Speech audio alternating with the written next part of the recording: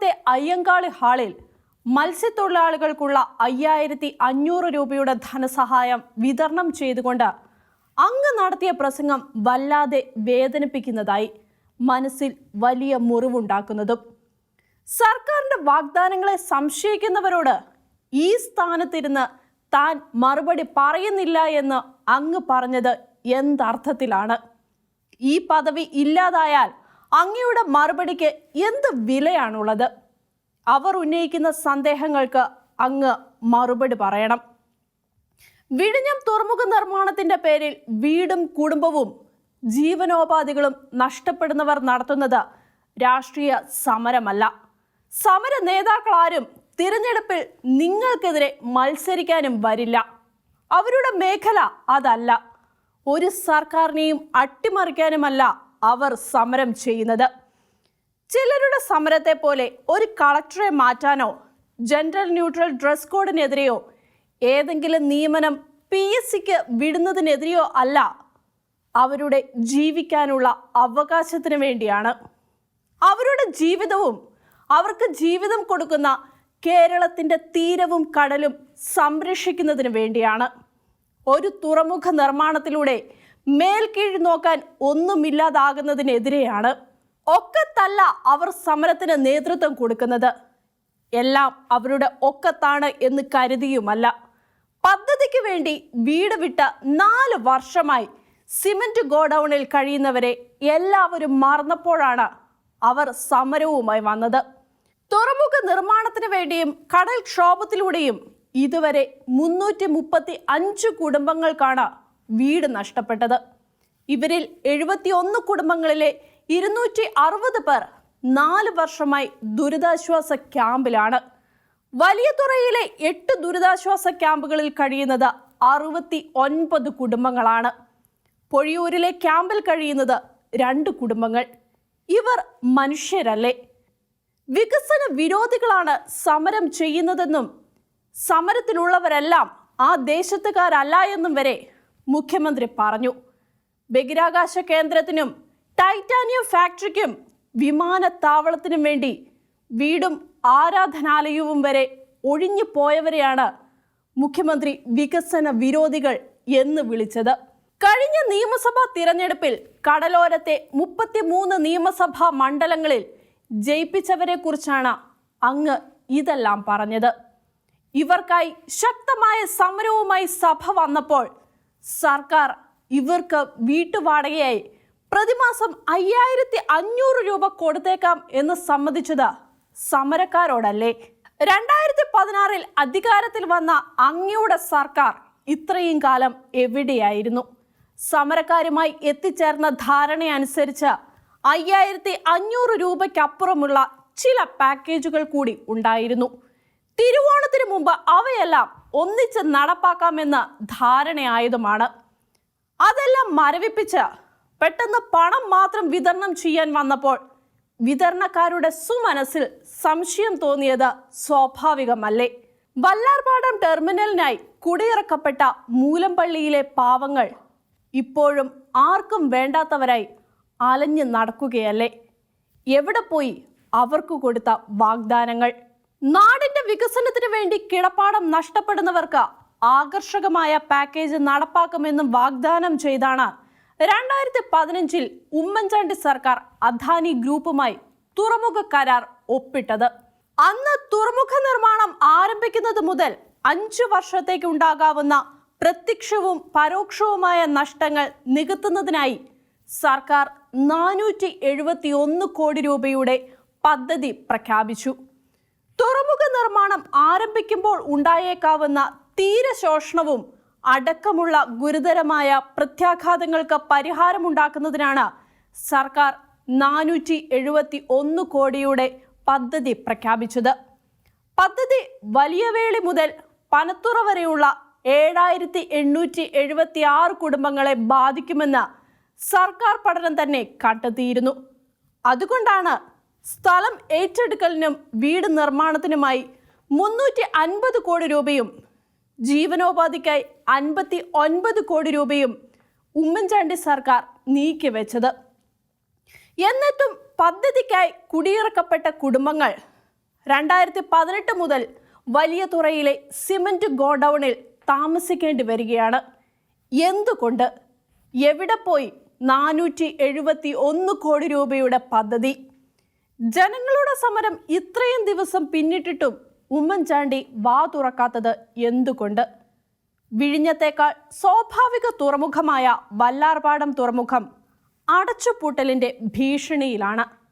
പ്രചരിക്കപ്പെട്ടതുപോലെയുള്ള മദർഷിപ്പുകൾ വല്ലാർപാടത്തേക്ക് എത്തുന്നില്ല.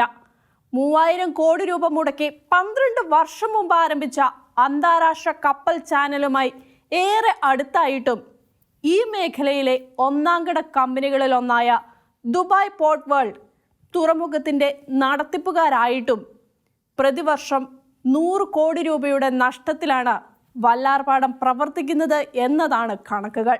കബോട്ടാഷ് നിയമത്തിൽ ഇളവ് വരുത്തി കൊടുത്തിട്ടും തങ്ങൾക്ക് തുറമുഖവുമായി മുൻപോട്ട് പോകാനാകുന്നില്ല എന്ന് ദുബായ് കമ്പനി കേന്ദ്ര സർക്കാരിനെ അറിയിച്ചതായാണ് വിവരം. വല്ലാർപാടം കൊണ്ടുവന്ന വികസനത്തിന്റെ ഏകദേശ രൂപമാണിത്. അവിടെയുണ്ടായ തൊഴിലവസരങ്ങൾ 1000-ൽ താഴെയാണെന്നും ആരോപിക്കപ്പെടുന്നു. 600 എന്നാണ് മറ്റൊരു കണക്ക്. വിഴിഞ്ഞത്ത് ഉണ്ടാകുന്നതാകട്ടെ 550 തൊഴിലവസരങ്ങളാണ്. വല്ലാർപാടം ടെർമിനലിന് വേണ്ടി ഭരണഭീകരത ഉപയോഗിച്ച് കുടിയിറക്കപ്പെട്ടവർക്ക് ഇപ്പോഴും പുനരധിവാസമായില്ല എന്ന സത്യം സർക്കാർ വാഗ്ദാനങ്ങളെ വിശ്വസിക്കുവാൻ ഭയമുണ്ടാക്കുന്നു. വല്ലാർപാടത്തേക്കാൾ പ്രതികൂലങ്ങളുള്ള വിഴിഞ്ഞം ഇതിലും ഭീകരമായ ദുരന്തമാകും കൊണ്ടുവരിക എന്ന് ഭയപ്പെടണം. ജനങ്ങളെ ആകെ പെരുവഴിയിലാക്കി അവരുടെ വീടും ജീവനോപാധികളും ഇല്ലാതാക്കുന്നതാണോ വികസനം? അതുകൊണ്ടാണ് പദ്ധതി പ്രവർത്തനം നിർത്തിവെച്ച് മത്സ്യത്തൊഴിലാളികളുടെ സംഘം അടക്കമുള്ളവർ ചേർന്നുള്ള പഠനം നടത്തണമെന്ന് സമരക്കാർ ആവശ്യപ്പെടുന്നത്. കരാർ അനുസരിച്ച് 2015 ആരംഭിച്ച പദ്ധതി 2019 ഡിസംബറിൽ പൂർത്തിയാകേണ്ടതാണ്. പൂർത്തിയായില്ലെങ്കിൽ സർക്കാരിലേക്ക് പിഴ ഒടുക്കണം.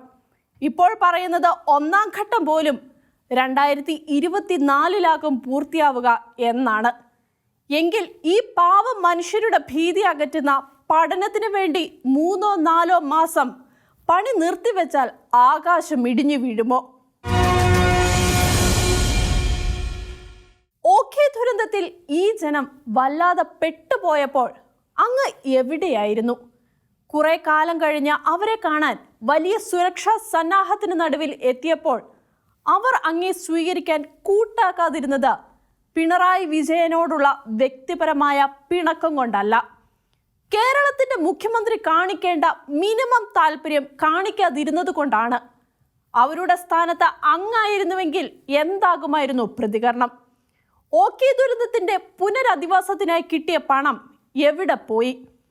ഓഖി ദുരിതബാധിതർക്ക് സർക്കാർ എന്തെല്ലാം ചെയ്തു? 2 വെള്ളപ്പൊക്കം മൂലം എല്ലാം നഷ്ടപ്പെട്ട ജനത്തെ പുനരുദ്ധരിക്കുവാൻ സമാഹരിച്ച പണം എന്തു ചെയ്തു? അങ്ങ് കൊട്ടും കുരവിയുമായി പ്രഖ്യാപിച്ച റീബിൽഡ് കേരള എവിടെ വരെയായി? ദുരിതാശ്വാസ നിധിയിലേക്ക് കിട്ടിയ പണം അകാലത്തിൽ മരിച്ച MLAയുടെ കുടുംബത്തിനും ഇടതു മുന്നണി നേതാവിന്റെ കുടുംബത്തിനുമൊക്കെ വിതരണം ചെയ്തതായി നാട്ടുകാർക്കറിയാം. അതിനെതിരെ അങ്ങേക്കെതിരെ അഴിമതി ലോകായുക്തയുടെ അടുത്ത പരാതിയുണ്ട്. വിചാരണ പൂർത്തിയായ കേസ് വിധി പ്രഖ്യാപിക്കാനായി മാറ്റിയിട്ട് നാളുകളായി. വിധി പ്രതികൂലമാകുമെന്ന് ഉറപ്പായതുകൊണ്ടാണ് അങ്ങയുടെ മുഖ്യമന്ത്രി പദവി രക്ഷിക്കുവാൻ അങ്ങ് കേരളത്തിലെ ലോകായുക്ത നിയമത്തിന്റെ പല്ല് പറിച്ചതെന്ന് അങ്ങയുടെ എതിരാളികൾ ഉയർത്തുന്ന ആക്ഷേപം ഇപ്പോൾ ജനങ്ങളുടെ പൊതു സംശയമായിട്ടുണ്ട്. അങ്ങയുടെ നേതാവായിരുന്ന EK നായനാർ മുഖ്യമന്ത്രിയായിരുന്ന കാലത്ത് CPIയുടെ ചന്ദ്രശേഖരൻ നായർ പൈലറ്റ് ചെയ്ത് പാസാക്കിയ നിയമമാണ് ഇപ്പോൾ നിഗ്രഹിക്കപ്പെട്ടിരിക്കുന്നത്. നിയമസഭ പാസാക്കിയ നിയമത്തിന് ഗവർണറുടെ അംഗീകാരം കിട്ടാൻ കാത്തിരിക്കുകയാണോ ലോകായുക്ത എന്ന സംശയവും ഇപ്പോൾ നാട്ടുകാർക്കുണ്ട്. വിധി പ്രഖ്യാപനം എത്ര കാലം നീട്ടിക്കൊണ്ടു പോയാലും വിധി വരണമല്ലോ. വിഴിഞ്ഞം പദ്ധതിക്കെതിരെ സമരം ചെയ്യുന്ന ജനത്തെ അങ്ങ് മറന്നു കാണില്ലല്ലോ. കോരിച്ചൊരിയുന്ന മഴയും അങ്ങയുടെ സർക്കാർ ഒരു ആസൂത്രണവുമില്ലാതെ തുറന്നുവിട്ട അണക്കെട്ടുകളും ചേർന്ന് കേരളത്തെ മഹാപ്രളയത്തിൽ നിപതിപ്പിച്ചപ്പോൾ പ്രളയക്കെട്ടിൽപ്പെട്ടവരെ ജീവൻ പണയപ്പെടുത്തിയും രക്ഷിക്കാൻ കുതിച്ചെത്തിയ മനുഷ്യ സ്നേഹികളാണവർ. അന്നവരുടെ ത്യാഗത്തിന് അങ്ങയുടെ സർക്കാർ കുറിച്ച പ്രതിഫലം കൂലിയായി 3000 രൂപ വേണ്ട എന്ന് വെച്ച മഹാമനസ്കർ. ഓർമ്മ വേണം മുഖ്യമന്ത്രി, ഓർമ്മ വേണം. 5500 രൂപ രാഷ്ട്രീയക്കാർക്ക് കിട്ടുന്ന കമ്മീഷനോ കൈക്കൂലിയോ ഒന്നുമില്ലാത്ത കടലിൽ പണിയെടുത്ത് കിട്ടുന്ന വരുമാനം കൊണ്ട് ജീവിക്കുന്ന അവർക്ക് മാസം 5500 രൂപ വലിയ തുകയാണ്. അത് വാങ്ങേണ്ടെന്ന് ആര് പറഞ്ഞാലും കൈ നീട്ടിപ്പോയെന്ന് വരും. അത് ആഹ്വാനം ചെയ്യുന്നവരോടുള്ള എതിർപ്പ് കൊണ്ടല്ല, ജീവിക്കുവാൻ വേറെ മാർഗമില്ലാത്തത് കൊണ്ടാണ്. അവരെ ചിറകിൻ കീഴിൽ സംരക്ഷിക്കുന്നത് ആരെന്നും അവരുടെ ആത്മാർത്ഥ സഹായികൾ ആരെന്നും അവർക്കറിയാം. അവരുടെ വോട്ട് നേടി അധികാരം പിടിച്ചവർ ഭരണത്തിന്റെ ശീതള ഛായയിൽ അവരെ മറന്നപ്പോൾ ഇവർ പടക്കളത്തിൽ നിരന്നതുകൊണ്ടാണ് ഈ സഹായമെങ്കിലും കിട്ടുന്നതെന്നും അവർക്കറിയാം. പഴയ പ്രയോഗങ്ങൾ ആരും മറന്നിട്ടില്ല. അങ്ങ് പാർട്ടി സെക്രട്ടറി ആയിരുന്നപ്പോൾ നടത്തിയ പ്രയോഗങ്ങളെ ഓർമ്മിപ്പിക്കാനാണ് ഈ സ്ഥാനത്തിരുന്ന് താൻ മറുപടി പറയുന്നില്ല എന്ന് പറഞ്ഞതെങ്കിൽ അത്തരം വാക്കുകൾ പ്രയോഗിക്കാൻ അങ്ങേക്ക് മടിയില്ലെന്ന് കേരളത്തിൽ ആർക്കാണ് അറിയാത്തത്? കൊല്ലത്തും തിരുവമ്പാടിയിലും അങ്ങ് ഉപയോഗിച്ച വാക്കുകളെ ആർക്കാണ് മറക്കാനാവുക? ആ സംസ്കാരം അങ്ങയുടേതാണ്. മുഖ്യമന്ത്രി ആയിരുന്നതുകൊണ്ട് അത് പറയാൻ അങ്ങ് മടിക്കുന്നത് നല്ല കാര്യം. അത്തരം വാക്കുകൾ ഉപയോഗിച്ചത് കൊണ്ട് പറയുന്ന അങ്ങാണ് അപഹാസ്യനാകുന്നത് എന്നങ്ങ് മനസ്സിലാക്കിയാൽ നല്ലത്. മുഖ്യമന്ത്രിയായിരിക്കെ VS അച്യുതാനന്ദൻ ഒരു സാംസ്കാരിക പ്രവർത്തകനെ കുരങ്ങൻ എന്ന് വിളിച്ചതും അതോട് പ്രതികരിച്ച ആ സാംസ്കാരിക പ്രവർത്തകൻ പഠിച്ചു നടന്ന കാലത്താണെങ്കിൽ അങ്ങനെ പറയുന്നവരുടെ തന്തയ്ക്ക് പറയുമായിരുന്നു, ഇപ്പോൾ അതൊന്നും പറയുന്നില്ല എന്ന് പറഞ്ഞതുപോലുള്ള പ്രതികരണം പോലും നികൃഷ്ട ജീവി എന്ന അങ്ങ് വിളിച്ച വ്യക്തിയിൽ നിന്നും ഉണ്ടായില്ലെന്ന് ഓർക്കുമല്ലോ. അതുകൊണ്ട് മത്തായി ചാക്കോയെ കുറിച്ച് അദ്ദേഹം പറഞ്ഞത് കളവായിരുന്നുവെന്നോ അദ്ദേഹത്തിന്റെ അന്തസ്സ് മോശമായി എന്നോ അദ്ദേഹമോ കേരളത്തിലെ സാധാരണക്കാരോ കരുതിയില്ല. സത്യം കേൾക്കുമ്പോൾ അങ്ങേക്ക് തുള്ളൽ വരുന്നത് അങ്ങയുടെ തകരാറാണ്. കേരളത്തിലാകെ പേപ്പട്ടിക്കടി പെരുകുകയാണ്. പേപ്പട്ടി കടിച്ചവരിൽ 21 പേർ ഈ വർഷം മരിച്ചു. അവരിൽ 6 പേർ പേ വിഷബാധയ്ക്ക് സർക്കാർ കൊടുത്ത മരുന്ന് കുത്തിവെച്ചവരാണ്. നിരത്തുകളിലാകെ പട്ടികൾ വിഹരിക്കുകയാണ്.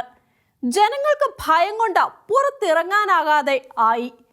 2022 ഓഗസ്റ്റ് 1 വരെ കേരളത്തിൽ 1,83,931 പേർക്ക് പട്ടിയുടെ കടി ഏറ്റതായാണ് കണക്ക്. 2017 പേ വിഷബാധ മൂലം വെറും 3 പേർ മരിച്ച സംസ്ഥാനത്താണ് 2022 ഇതുവരെ 21 പേർ മരിച്ചത്. സർക്കാരിന്റെ സംവിധാനങ്ങളുടെ പരാജയമാണിത്. പേപ്പട്ടി വിഷക്കച്ചവടക്കാരടക്കം ജനങ്ങളുടെ ജീവന് വിലയിടുന്നവർ നിരവധിയുണ്ട്. ശക്തമായ നടപടികൾ എടുക്കുവാൻ സർക്കാരിന് സാധിക്കുന്നില്ല. കേരളത്തിൽ 2.89 ലക്ഷം തെരുവ് നായ്ക്കൾ ഉണ്ടെന്നാണ് കണക്ക്. ദിവസം 335 പേർക്ക് കടിയേൽക്കുന്നു എന്നാണ് കണക്ക്. പേവിഷബാധയുടെ ചികിത്സയ്ക്കായി സർക്കാർ ഒരു വർഷം 20 കോടി രൂപ ചിലവാക്കുന്നു. കേരളത്തിലെ നായ് ശല്യത്തെക്കുറിച്ച് സുപ്രീം കോടതിയുടെ നിർദ്ദേശപ്രകാരം 2016 ജസ്റ്റിസ് സിരിജഗൻ നടത്തിയ പഠന റിപ്പോർട്ടിലെ ഏതെങ്കിലും ശുപാർശകൾ സർക്കാർ നടപ്പിലാക്കിയോ?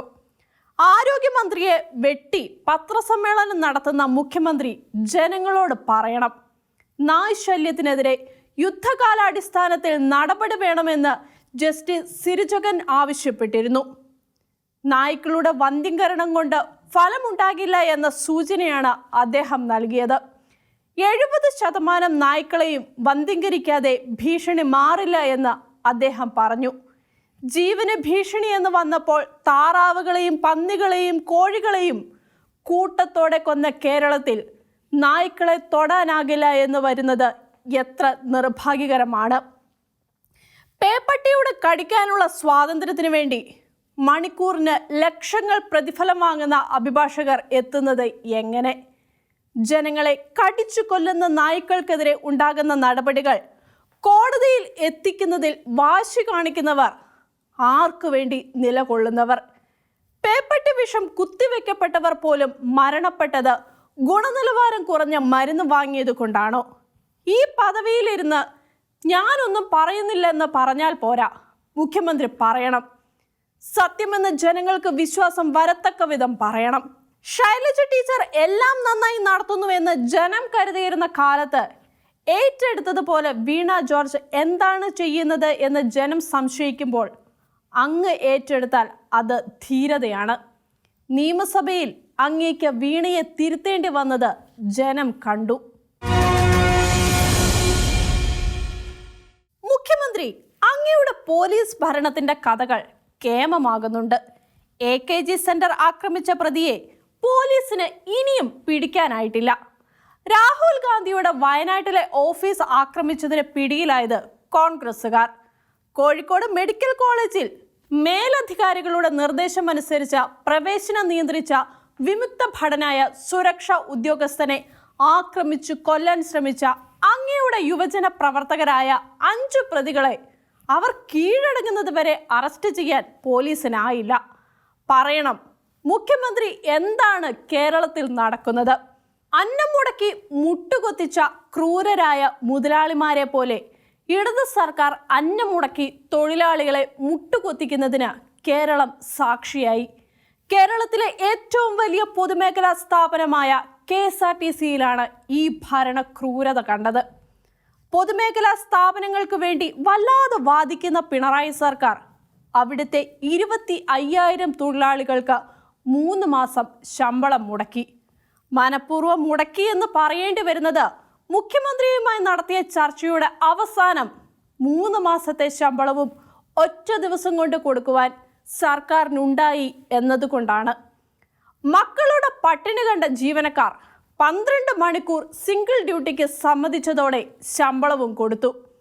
കോർപ്പറേഷനിലെ ഏറ്റവും വലിയ തൊഴിലാളി സംഘടനയായ CITU അടക്കമുള്ളവർ അതിന് കൂട്ടുനിന്നു. പണ്ട് കോർപ്പറേഷനിൽ ഒരു ബസ്സിൽ 11.3 ജീവനക്കാരെ വരെ വേണം എന്ന് ശഠിച്ച് കോർപ്പറേഷനെ ഈ പരുവത്തിൽ ആക്കിയവരാണ് ഈ സംഘടനകൾ. 2005 ദീപികയിൽ ഫാരിസ് അബൂബക്കർ നടപ്പിലാക്കിയ തന്ത്രമാണിത്. ദീപികയിലെ വിശ്വസ്തരായിരുന്ന ജീവനക്കാരെ പുറത്താക്കുവാൻ അദ്ദേഹം വിരമിക്കൽ പദ്ധതി കൊണ്ടുവന്നു. ജീവനക്കാർ സമ്മതിച്ചില്ല. 3 മാസം അദ്ദേഹം ശമ്പളം മുടക്കി. ആ അനീതിക്ക് ജീവനക്കാർ ഒരിക്കലും പ്രതീക്ഷിക്കാത്തവരും കൂട്ടുനിന്നു. സ്വയം വിരമിക്കലിന് ഫാരിസ് ആഗ്രഹിച്ചവർ സമ്മതിച്ചപ്പോൾ ഒറ്റ ദിവസം കൊണ്ട് 3 മാസത്തെ ശമ്പളം ബാങ്കിലെ അക്കൗണ്ടിലുമെത്തി. ഫാരിസും പിണറായിയും അടുത്ത സുഹൃത്തുക്കളാണ് എന്നാണല്ലോ പ്രചാരണം. ഏതായാലും പിണറായി പാർട്ടി സെക്രട്ടറി ആയിരുന്ന കാലത്ത് നായനാർ ഫുട്ബോളിന് വൻതുക ഫാരിസ് സംഭാവന നൽകിയിട്ടുണ്ട്. അതിന്റെ പേരിൽ VS വല്ലാതെ ക്ഷുഭിതനാകുകയും ചെയ്തു. ഫാരിസ് പാർട്ടി ചാനലിലൂടെ VSനെതിരെ സംസാരിച്ചതും അതിനോടുള്ള VSന്റെ പ്രതികരണം കൊടുക്കാതിരുന്നതും ചരിത്രം. ഭാരതത്തിന്റെ മുൻ രാഷ്ട്രപതി രാംനാഥ് കോവിന്ദിന് ഓണററി ഡീലിറ്റ് നൽകണമെന്ന ചാൻസലർ ആരിഫ് മുഹമ്മദ് ഖാന്റെ ശുപാർശ നിരസിച്ച വിപ്ലവം കാണിച്ച കേരളത്തിലെ ഇടതുപക്ഷ സർക്കാരും സിൻഡിക്കേറ്റും UAE ഭരണാധികാരിക്കെന്നല്ല കാന്തപുരം AP അബൂബക്കർ മുസ്ലിയാർക്കും കൂടെ വെള്ളാപ്പള്ളി നടേശനും ഡീലിറ്റ് നൽകാൻ നീക്കം നടത്തുന്നു. എന്തേ മുഖ്യമന്ത്രി ഇങ്ങനെയൊക്കെ? കേരളത്തിലെ ഇടതുപക്ഷ മതേതരത്വത്തിന്റെ മുഖം വ്യക്തമാക്കുന്ന തലത്തിലേക്ക് ഡീലിറ്റ് ദാനവും കടക്കുന്നു.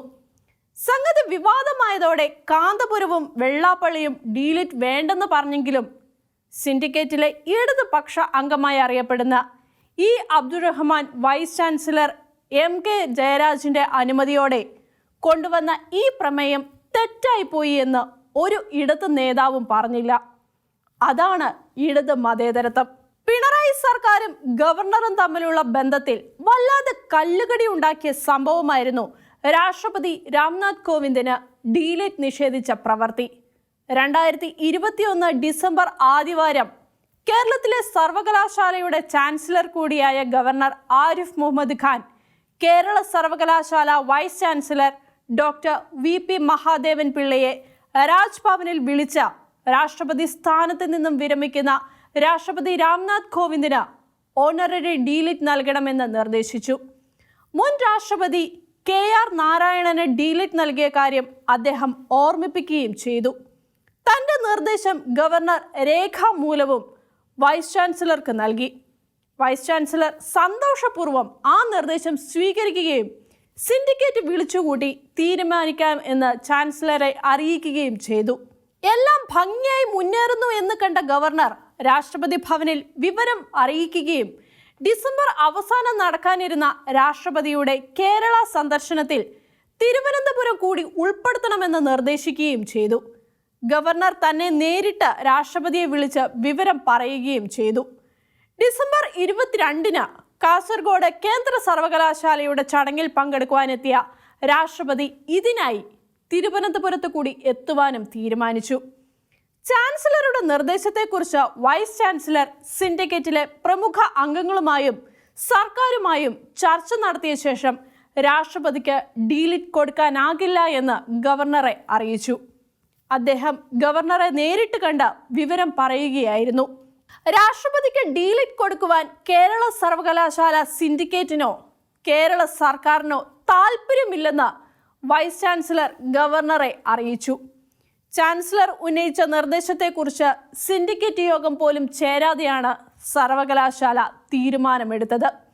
സിൻഡിക്കേറ്റ് കൂടിയാൽ സർക്കാർ ഉദ്യോഗസ്ഥരായ 9 അംഗങ്ങൾക്ക് നിലപാടെടുക്കുവാൻ ബുദ്ധിമുട്ടാകുമായിരുന്നു. കാസർഗോഡ് സെൻട്രൽ സർവകലാശാലയിലെയും കൊച്ചി നേവൽ ആസ്ഥാനത്തെയും ചടങ്ങുകൾക്ക് ശേഷം രാഷ്ട്രപതി ഡിസംബർ 23-ന് തലസ്ഥാനത്തെത്തി.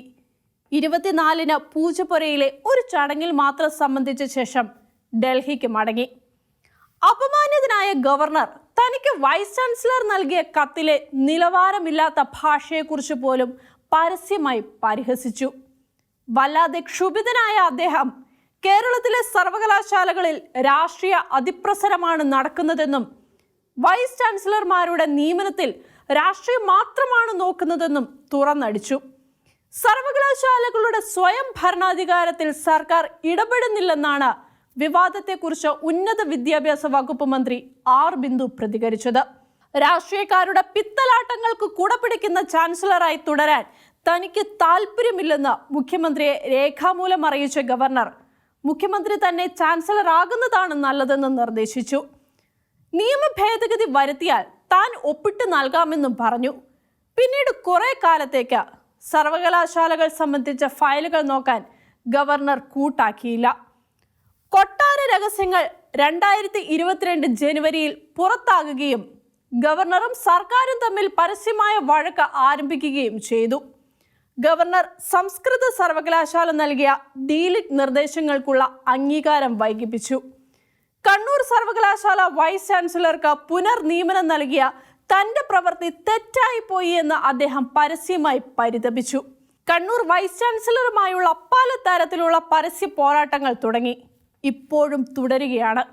അപ്പോഴാണ് കോഴിക്കോട് സർവകലാശാലയിലെ ഇടത് നേതാക്കൾ കാന്തപുരം മുസ്ലിയാർക്കും വെള്ളാപ്പള്ളിക്കും ഡീലിറ്റ് കൊടുക്കണം എന്ന നിർദ്ദേശവുമായി വരുന്നത്.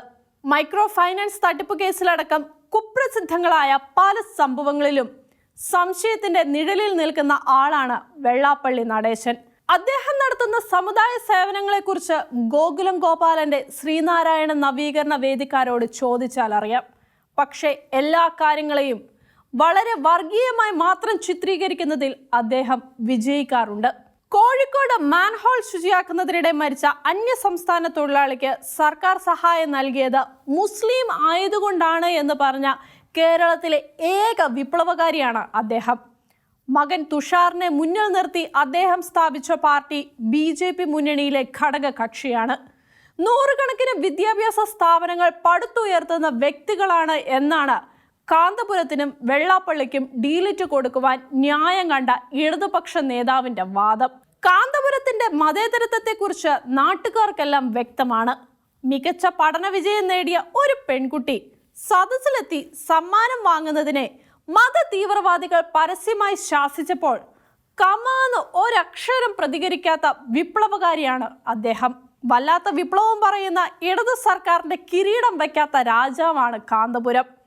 അദ്ദേഹം പറയുന്നത് പിണറായി കണ്ണുമടച്ച് അനുസരിക്കും.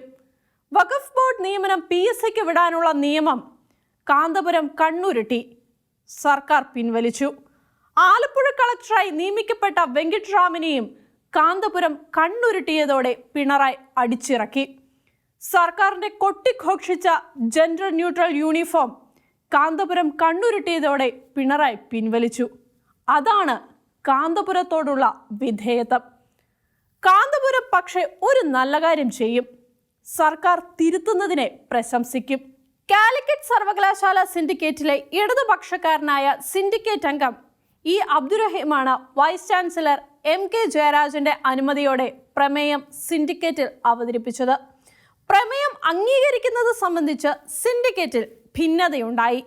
സമൂഹത്തിനാകെ പ്രയോജനപ്പെടും വിധം വിദ്യാഭ്യാസ പ്രവർത്തനങ്ങളിൽ വ്യാപരിക്കുന്നവരാണ് ഇരുവരുമെന്ന പ്രമേയത്തിൽ അവകാശപ്പെട്ടു.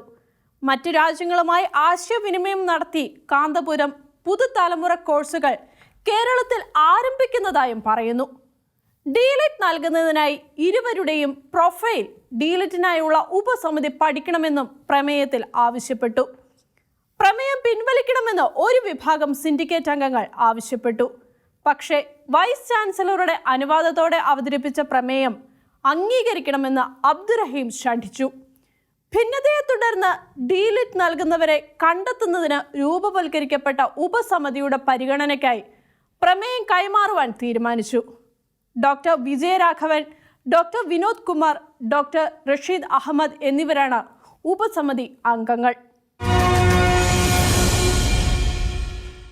കോവിഡ് പ്രതിരോധ പ്രവർത്തനങ്ങൾക്ക് കേരളത്തിൽ മികച്ച നേതൃത്വം കൊടുത്തു എന്ന പേരിൽ ഒന്നാം പിണറായി സർക്കാരിലെ KK ശൈലജ ടീച്ചർക്ക് ലഭിച്ച മാഗ്സസെ അവാർഡ് സ്വീകരിക്കുന്നതിൽ നിന്നും CPM അവരെ വിലക്കി. ഏഷ്യയിലെ നോബൽ സമ്മാനം എന്നറിയപ്പെടുന്ന ഈ അവാർഡിനായി തന്നെ തിരഞ്ഞെടുക്കപ്പെടുകയും താൻ സമ്മതം കൊടുക്കുകയും ചെയ്തതാണ് എന്ന് ശൈലജ സമ്മതിച്ചു. തൻ്റെ പ്രൊഫൈലും അതുവരെയുള്ള വിവരങ്ങളും അവർക്ക് കൊടുക്കുകയും ചെയ്തു. അതിനുശേഷമാണ് പാർട്ടി ഇടപെട്ടതും അവാർഡ് സ്വീകരിക്കരുത് എന്ന് നിർദ്ദേശിച്ചതും എന്നവർ വെളിപ്പെടുത്തി.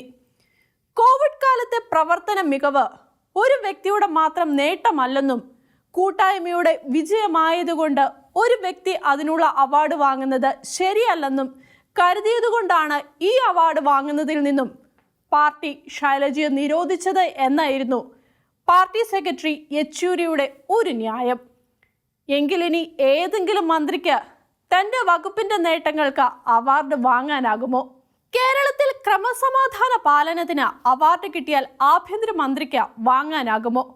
നാട്ടുകാർക്ക് കുടിവെള്ളം എത്തിക്കുന്നതിന് ജലസേചന വകുപ്പ് വിജയിച്ചാൽ ജലസേചന വകുപ്പിനോ, വൈദ്യുതി രംഗത്ത് വലിയ നേട്ടമുണ്ടാക്കിയാൽ വൈദ്യുതി മന്ത്രിക്കോ അവാർഡ് വാങ്ങാനാകുമോ? അത് പോരാ എന്ന് തോന്നിയിട്ടാകും റമോൺ മാഗ്സസെ വലിയ കമ്മ്യൂണിസ്റ്റ് വിരുദ്ധനായിരുന്നുവെന്നും ധാരാളം കമ്മ്യൂണിസ്റ്റുകാരെ കൊന്നിട്ടുള്ള അദ്ദേഹത്തിന്റെ പേരുള്ള അവാർഡ് സ്വീകരിക്കുന്നത് ശരിയല്ല എന്നതുകൊണ്ടാണ് ശൈലജയെ തടഞ്ഞതെന്നും അദ്ദേഹം ന്യായീകരിച്ചു. ജ്യോതി ബാസുവിന് ഇന്ത്യയുടെ പ്രധാനമന്ത്രി ആകുന്നതിന് കിട്ടിയ അവസരം വ്യക്തിവിരോധങ്ങളുടെ പേരിൽ തല്ലിക്കെടുത്തി കാണിച്ച ചരിത്ര വിഡ്ഢിത്തത്തിന്റെ മറ്റൊരു ആവർത്തനമെന്ന് ഈ സംഭവത്തെ ചിത്രീകരിക്കുന്നവരുണ്ട്.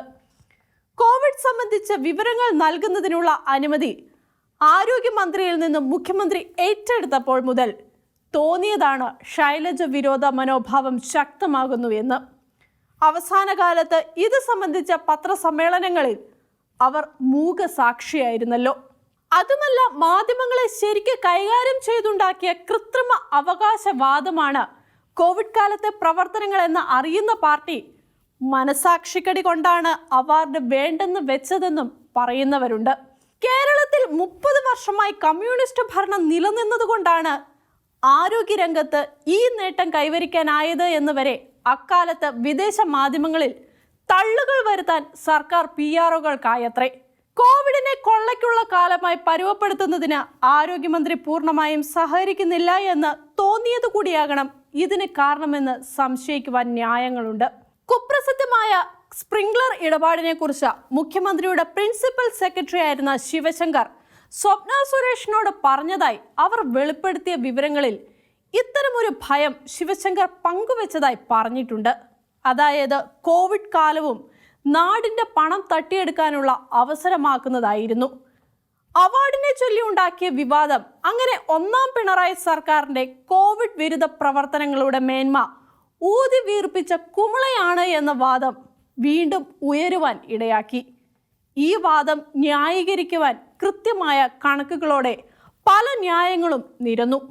കോവിഡ് മൂലം മരിച്ചവർക്ക് നഷ്ടപരിഹാരം കൊടുക്കുവാനുള്ള സുപ്രീം കോടതി വിധിയെ തുടർന്ന് ഇങ്ങനെ മരിച്ചവരിൽ സർക്കാർ കണക്കിൽ ഇല്ലാത്തവരുടെ കുടുംബങ്ങൾക്ക് പരാതി കൊടുക്കുവാൻ അവസരം കിട്ടിയപ്പോൾ കേരളത്തിൽ അതുവരെ സർക്കാർ ഒളിച്ചുവെച്ച 30,000 മരണങ്ങൾ സംബന്ധിച്ച പുതിയ അപേക്ഷകൾ ഉണ്ടായി.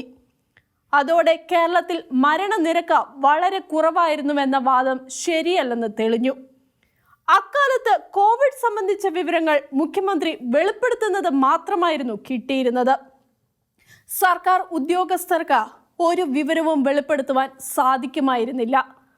അതിനുമപ്പുറം കോവിഡ് പ്രതിരോധത്തിനുള്ള PPE കിറ്റ് കച്ചവടത്തിൽ നടത്തിയ വൻ കൊള്ളയുടെ കഥ പുറത്തു വന്നു.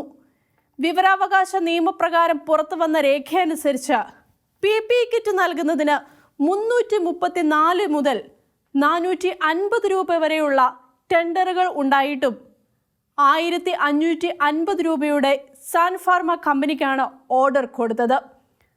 മുഖ്യമന്ത്രിയും ആരോഗ്യമന്ത്രിയും ധനമന്ത്രിയും ചീഫ് സെക്രട്ടറിയും കണ്ടാണ് ഓർഡറിനുള്ള ഫയലിൽ തീരുമാനമായത്. ഈ വിവരം പുറത്തു വന്നെങ്കിലും ആരും കണ്ടമട്ട് നടിക്കുന്നില്ല. 79.3 കോടി രൂപയുടേതായിരുന്നു ഓർഡർ. ഇത്തരം എത്രയോ തട്ടിപ്പുകളുടെ കഥകളാകും പുറത്തു വരാൻ ബാക്കിയുണ്ടാവുക. ശൈലജയ്ക്ക് അവാർഡ് കിട്ടുന്നത് പിണറായി വിജയൻ ഉണ്ടാക്കിക്കൊടുത്ത പ്രഭയുടെ പ്രകാശം കുറയ്ക്കുമെന്ന ഭയമാണ് വിലക്കിന് പിന്നിൽ എന്ന് ചിത്രീകരിക്കുന്നവരുമുണ്ട്. പിണറായിക്കോ മരുമകൻ മന്ത്രി റിയാസിനോ ആയിരുന്നു അവാർഡ് കിട്ടിയതെങ്കിൽ നിഷേധിക്കുമായിരുന്നോ എന്നാണ് അവർ ചോദിക്കുന്നത്. ഇപ്പോൾ ശൈലജയ്ക്ക് കിട്ടിയ അവാർഡ് തിരസ്കരിച്ചുവെങ്കിലും ഭാവിയിൽ വേറെ ആർക്കെങ്കിലും മാഗ്സസെ അവാർഡ് കിട്ടിയാൽ അന്നത് സ്വീകരിച്ചേക്കാനും മതിയെന്ന് സംബന്ധിച്ച ന്യായീകരണ തൊഴിലാളികളുമുണ്ട്. ഷിലോന്റെ കാഴ്ചകൾ ഇനി അടുത്തയാഴ്ച.